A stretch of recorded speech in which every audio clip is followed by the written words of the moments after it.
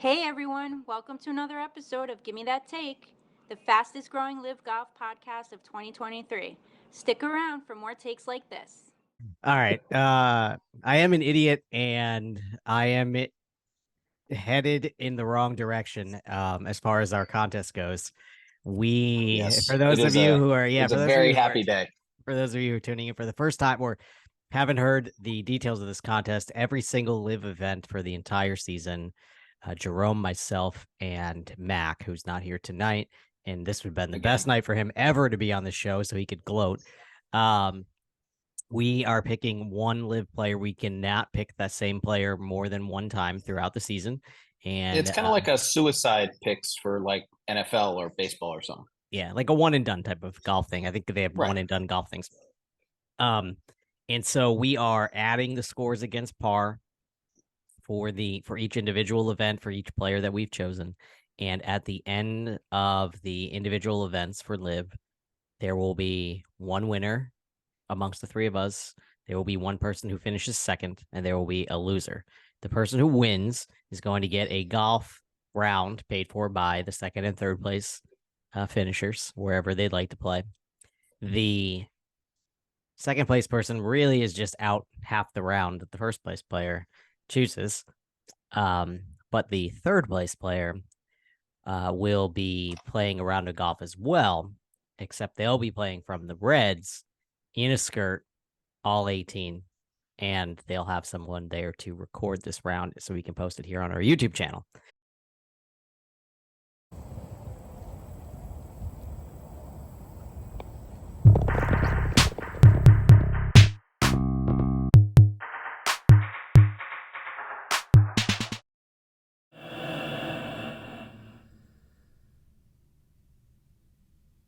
Protein. So it's like everything now, right? Everywhere you go, everywhere you look, you see how many grams of protein are in said bar, drink, superfood this, superfood that. Can you recall like another thing with food in our lifetime where people were completely obsessed with how much of whatever was in something? Well, okay. I think a large part of that is nowadays you have so much stuff on social media like TikToks and Instagram reels of people saying, "Hey, if you're trying to be like this, that, or the other thing, you need to be eating this much protein daily," and so on and so forth. And now you have metrics on everything that people eat. Back in our day, they were like, when I was a skinny kid in high school and I was getting my ass kicked playing football my freshman year, they're like, hey, work out and eat as much protein as possible. It's not just about eating, take whey protein. And that's what I did. I used to do a shake in the morning, shake in the evening, and I gained like 22 pounds my going into my sophomore year of high school. So like, but I mean, the only people that really cared about it back in, when we were younger was like bodybuilders and people that, lived in the gym. That's it. 22 pounds added during high school. How did it feel for that syringe and needle to go into your belly or ass every other day? Yeah. It was not any of that. I couldn't afford any of that. Anyway, I say that because tonight you are drinking whiskey and I am drinking an organic protein shake. And kind of doesn't taste horrible. Question. Yeah. What about it makes it organic? I think that organic just means that it came from the earth That you and paid wasn't 30% more for it than you would otherwise? well, Yeah. was it? I guess it Yeah. wasn't manufactured. I guess it was taken from things that were grown. I have no idea. I don't know. I just said organic because it says organic on the fucking thing of protein. I don't know why it's organic. We'll look into that. Point. Is it soy? It's pea protein, yeah. So it's Yeah, but in order to extract the proteins from that, you have to process it. So to say that it isn't processed is uh, a fallacy. It's an oxymoron. I mean, you might be right. I have no idea. You probably are right. My You cousin were worked. drinking protein and shooting up back, 20 years ago. I'm just getting into this bodybuilding phase of my life now. I mean, whey protein's pretty easy. It just comes from milk. That's it. They separate the milk proteins away, and they add chocolate powder to it, and it tasted like asshole. But yeah, you know, it will also it come worked. running out my asshole if it comes from milk. So we're gonna stay clear of They take the lactose out of it, you idiot. I am an idiot. All right. I am an idiot, and I am headed in the wrong direction as far as our contest goes. Yes, For those of you who are, it's a very happy day. For those of you who are tuning in for the first time or haven't heard the details of this contest, every single live event for the entire season, Jerome, myself, and Mac, who's not here tonight, and this would have been the best night for him ever to be on the show so he could gloat. We are picking one live player. We cannot pick that same player more than one time throughout the season. And it's kind of like a suicide picks for like NFL or baseball or something. Yeah, like a one and done type of golf thing. I think they have Right. one and done golf things. And so we are adding the scores against par for each individual event for each player that we've chosen. And at the end of the individual events for live, there will be one winner amongst the three of us. There will be one person who finishes second, and there will be a loser. The person who wins is going to get a golf round paid for by the second and third place finishers, wherever they'd like to play. The second place person really is just out half the round that the first place player chooses. But the third place player will be playing a round of golf as well, except they'll be playing from the reds in a skirt, all 18, and they'll have someone there to record this round so we can post it here on our YouTube channel. That will happen sometime in the fall, so it'll be cold for you guys if you're going to be the ones wearing the skirt, but you're going to update us on the contest standings right now, and I have a feeling that I should be slimming down and not trying to bulk up. Absolutely. Enjoy that organic smoothie. So Jay picked correctly. He picked, not only did he pick the best player, but he picked who's the guy who won, Gooch. Talor Gooch won Valderrama with a final tally of 12 under par, which puts Jay as a total now 66 under. Aaron picked Laurie Cantor, who I had never heard that guy's name before you said his name. He finished +1, which puts Aaron at 40 under. And by the way, hold up. By the way, let me defend my Laurie Cantor pick. He finished in the top 20, by the way. He finished T19. So top 20 finish. That was a tough course for like everybody except for like 3 golfers. So let's not go too crazy on Laurie Cantor. Okay. Well, still never anyway, really heard of the guy before until then. Yeah, did not work out for Aaron because he's 40 under. And I picked the hometown kid, Sergio Garcia, who fucking didn't do well. Finished 2 under overall, but he puts me at 41 under. Oh. So Aaron, congratulations. You are at the bottom. I'm currently at the bottom of the standings at the moment. Now it's only 1 stroke, but I mean, if everything ended today, you'd be trying on a skirt. Yeah, I figured I was close. I didn't realize that we were that close. It's going to be a struggle. I don't know that. I mean, I think I'll be honest with you. The one that's hurt you real bad. The past 2, unfortunately, you've picked have both been finished +1. You picked Patty Reed last time, and Laurie Cantor this time. Thankfully, last time for me, Brooks finished 5 under, and so he brought me a little bit closer. So you've made up 7-9. You made up 9 shots on me in 2 weeks. So that gives me a bit of hope that we can still catch Jay. Because 9 shots in 2 weeks, you play that out over the next 6 weeks, that's 27 shots that can be swung in that direction. So. And really looking at a lot of Jay's picks, he's just real quick, going over it. Cam Smith, Patty Reed, Matt Wolf, Leishman, Dustin Johnson, Liguri, Bryson DeChambeau, and now Gooch. He's picked a lot of the top players. He's burned all those already. And we still have, just under half of the season left. So there's much more of a chance that he could make a pick that's going to finish badly. Now he's going to have to really, settle into finding, that secret guy. While you and I both picked a bunch of big names, we've also picked some odd ones too. So there's a chance for us to still get in there.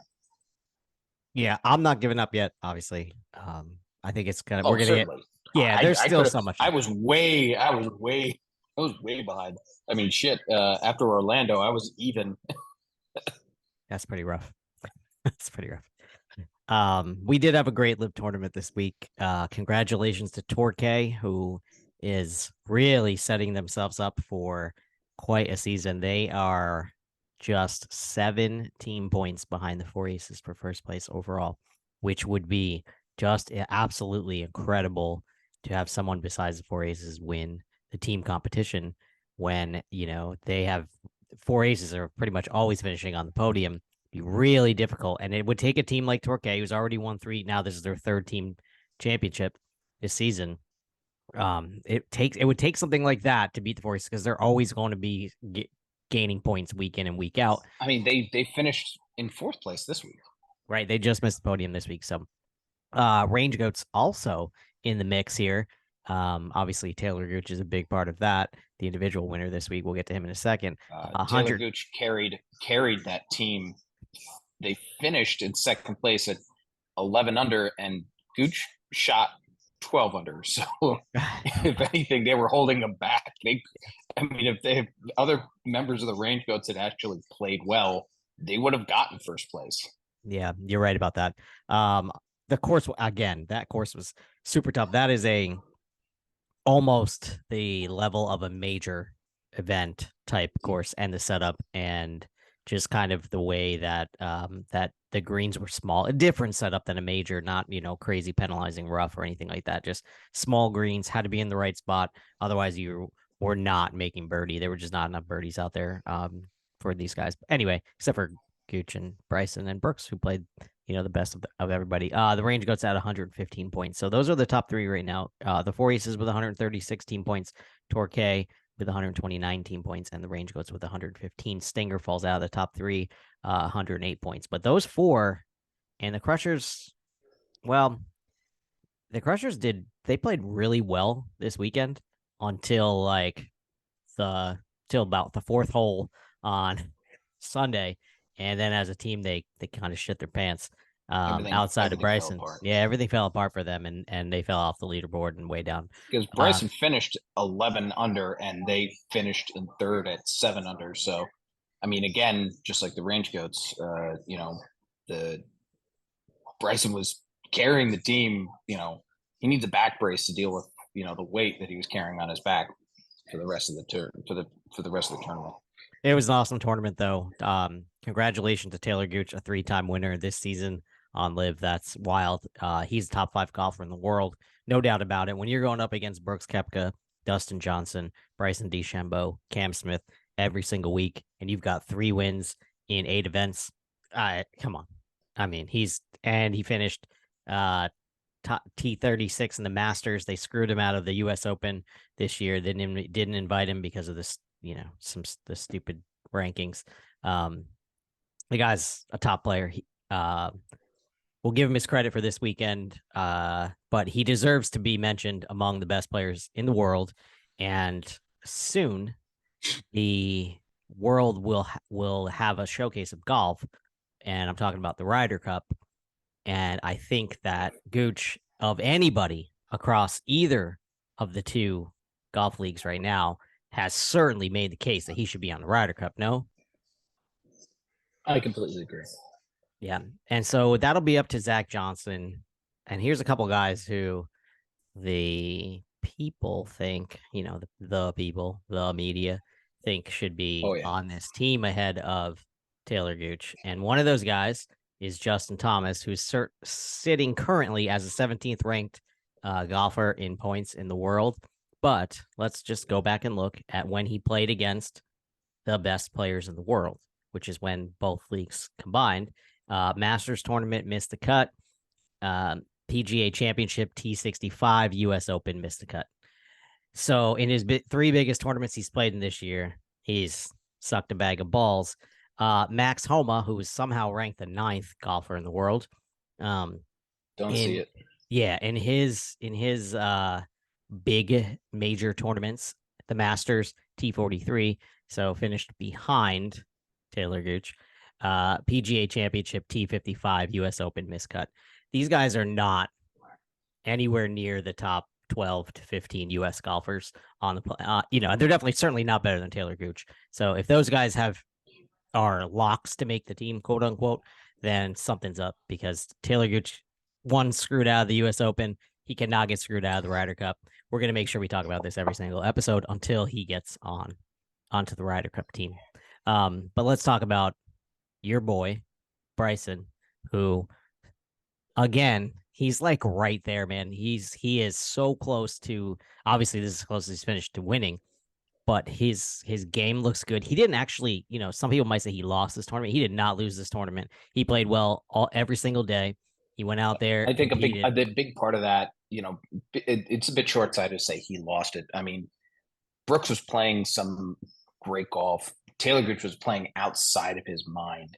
From the second half of the back nine on Friday, Saturday he played all great all day. Sunday he played great. He played really. Because he was not really in it on Friday. Saturday I watched him all morning while I was at work, and just how he completely. Saturday he was one off from the course record. Yeah, he shot 63. Course record 62. Yeah.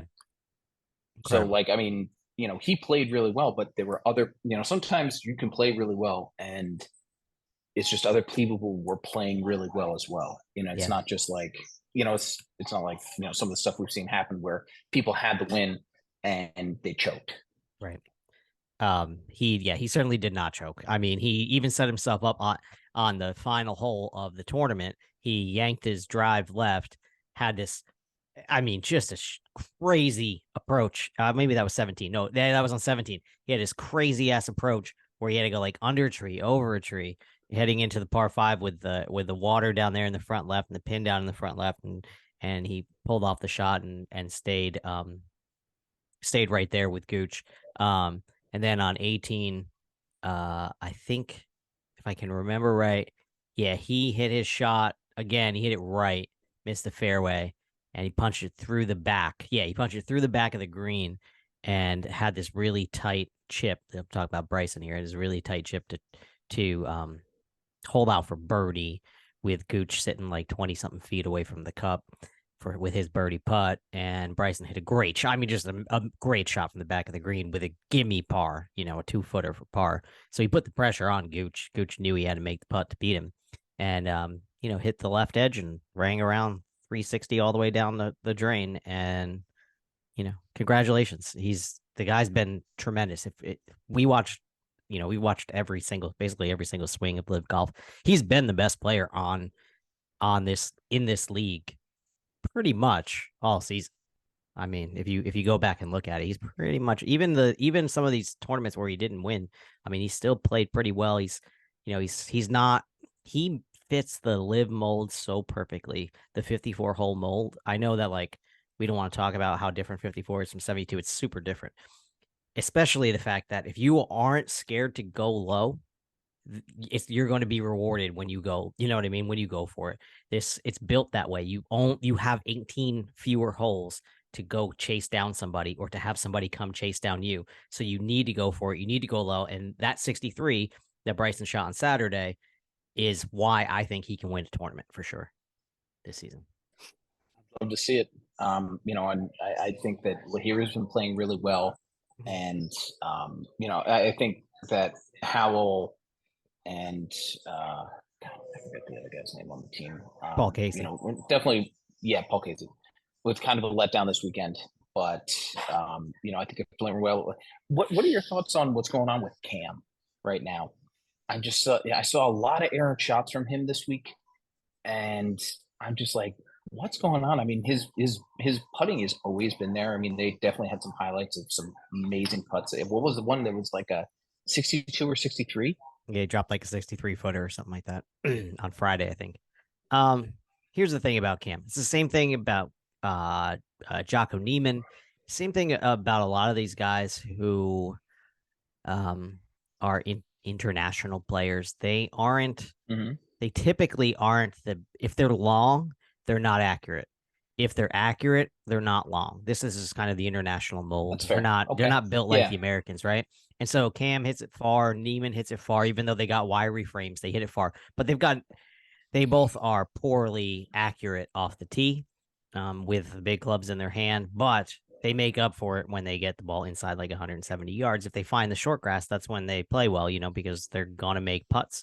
And if they, are scrambling from just outside the green, they're going to put themselves in a position to get pars instead of bogeys. Like the rest of the field's getting bogeys, they're getting pars. So this course, tighter, smaller greens, every error was compounded. Cam was up there on Friday, like 3-4 under par, and then fell back to the pack and finished middle of the tournament here. Yeah. I don't think that is. I don't think anyone should be surprised that that type of thing happened to Cam. I think once we get back into the States and the courses are a little more wide open, that's going to favor Cam again. We saw him here just a few weeks ago in the States, hitting great shot after great shot after great shot, making great putt and hitting and playing his short game. So Cam will be back. I'm not worried about Cam. I don't know too much about the Centurion in London, but we'll get into it, and we'll see if that's a more forgiving course. I can see Cam come around. I can definitely say this. When we go to see them in Jersey, hopefully we can be asking Cam himself how he's feeling. And I'm hoping my Crushers gear gets in before we go down there so I can shake Bryson's hand wearing Crushers gear that weekend. I think if you walked up to Cam, he might call you cuz or something with that stupid fucking stash. All right. Did you play golf this week? Since we last Unfortunately, with the rain and everything like that, I haven't been able to play.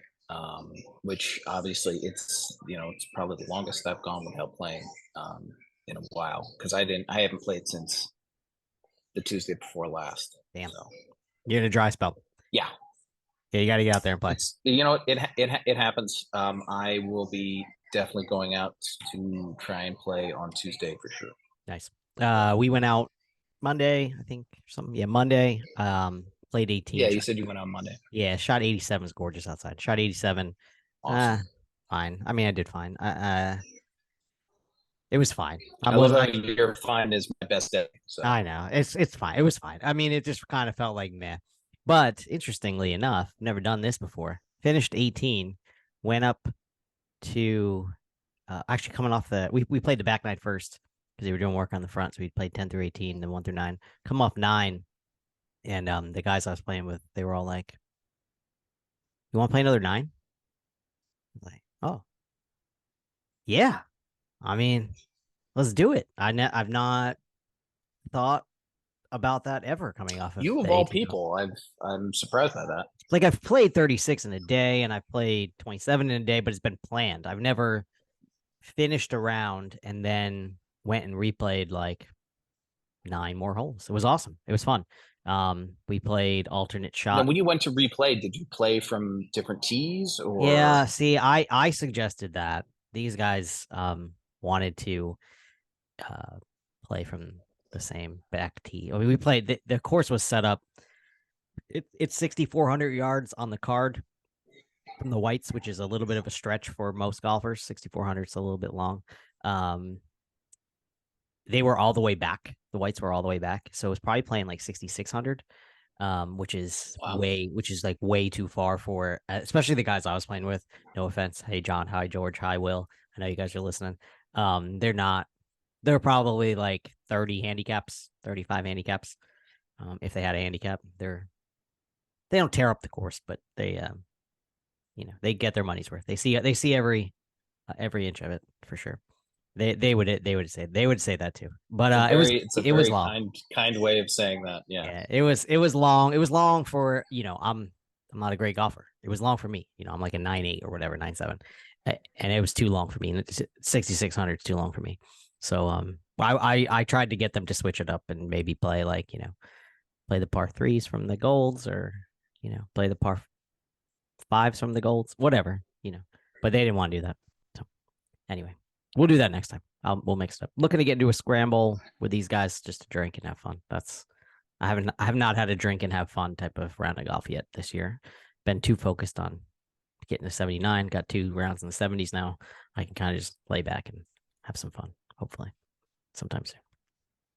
Anyway, hopefully Mac will be back next week. He's busy with work. It's like the busiest time for work for him, which is, we don't give a shit. Still bullshit. You still are punished, and we'll come up with a good punishment for missing 2 in a row. Sucks to suck. Yeah, it does suck to suck. What do you got for the people who are finally made it to the end of one of our shows? Tell them what they got to do. First of all, thank you so much for listening. Second of all, please feel free to leave us comments. Click follow, click the bell in the corner so you get notifications when we're posting. Follow us on social media, TikTok, Instagram, Twitter. Reach out. If we suck, tell us what we suck. I don't know. Feel free to let us know what's going on, what you're excited about.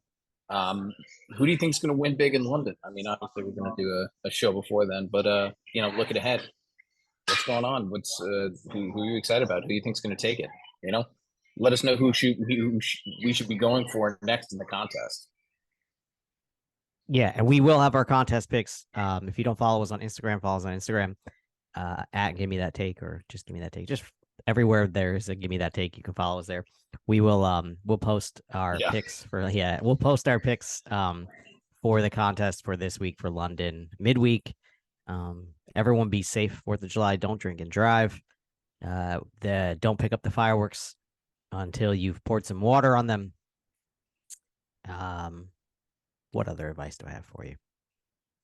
That's probably just don't drink before you do the fucking fireworks. And if you're gonna do fireworks, pick a sober person to light the fireworks. I agree with that too. Keep the kids away from them. Yeah, I mean, everybody's got a sober friend, right? Nah, I don't know about everybody, but find somebody. Find a sober neighbor to light your fireworks. Yeah, be safe. Exactly. Everybody, be safe. We want to have you back here listening to you and watching us on next Sunday. So, I mean, obviously, you want to survive to at least find out what goes on at the end of the contest. Right? Yeah, who you want to see one of the 3 of us in a skirt? No doubt. Who doesn't want to see Aaron in a skirt? Let's be honest. Whew. All right, let's get the fuck out of here.